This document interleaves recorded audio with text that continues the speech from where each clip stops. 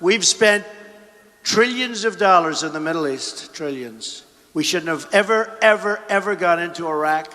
I said it from the beginning. I said it from the beginning.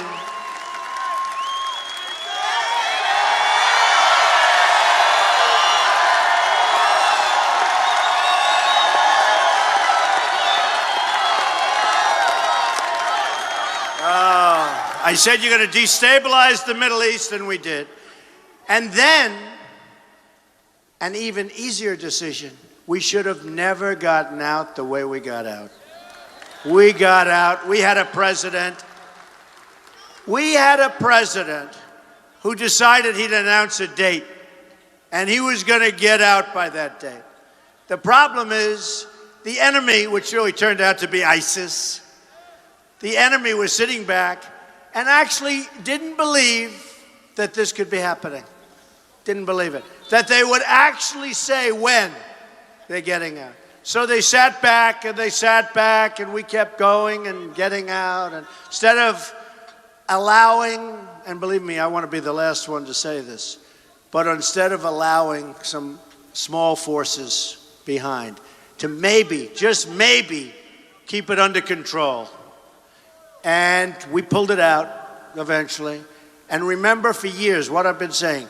If we're going to leave, keep the oil, right? Keep the oil. No. So who has the oil? ISIS has a lot of the oil. Iran's going to have all of the oil.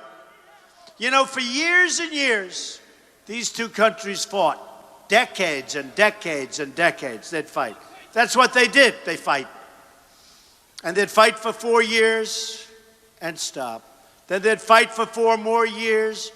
Saddam Hussein would drop gas. Everybody would complain.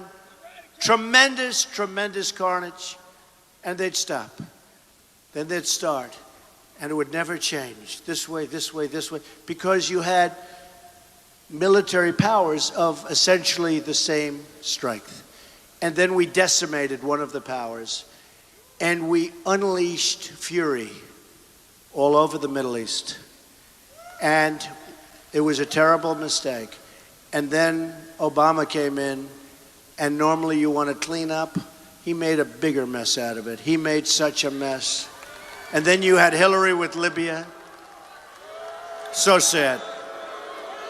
In fact, in many respects, you know, they honor President Obama. ISIS is honoring President Obama. He is the founder of ISIS. He's the founder of ISIS, okay? He's the founder. He founded ISIS. And I would say the co-founder would be crooked Hillary Clinton.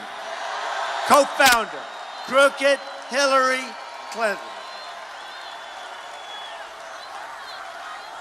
And that's what it's about.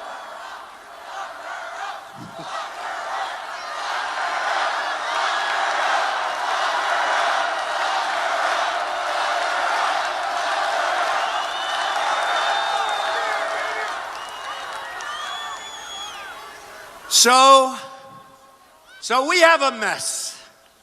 And then we have the migration. And we have the line in the sand. And the line gets violated, and nothing happens. And I'm not saying it should have happened. I'm saying you don't draw the line. Okay? You don't draw the line. We're not respected. We're laughed at all over the world. Other countries are laughing. You know, recently they asked me a question about the Ukraine. And I said, well, wait a minute. Crimea was taken during the Obama. You know, we're talking about this tough regime. Donald Trump doesn't know. I think I know more than all of them because I have common sense. I have common sense. And I knew that. It was obvious. And most of the papers covered it correctly. But I said, Crimea was taken. They were talking about my stance on the Ukraine. Well, if I can't fix it, nobody can, right? He just said it. He said, Donald, if you can't fix it, nobody can. I'm going to have to use that. Thank you. Thank you, fellas. Thank you, fellas. Those are two tough cookies, I want to tell you. Those are two tough-looking dudes, huh? I want them on my side, right? No, but, so you hear all of, what would Trump do with Ukraine? And what does he know about foreign policy and Crimea? They didn't say that Crimea was taken a long time ago. And then they say, would you get it back? And if you say no, they say you're weak. Why was it let go? And if you say yes, you start World War III, right? Yeah. Okay? And then I read where the people who speak, largely they speak Russian, they want to be with Russia. Okay? They want to be with Russia, maybe. And we'll find out. But this was taken during the administration of Barack Hussein Obama. Okay? But the press is so dishonest. I mean,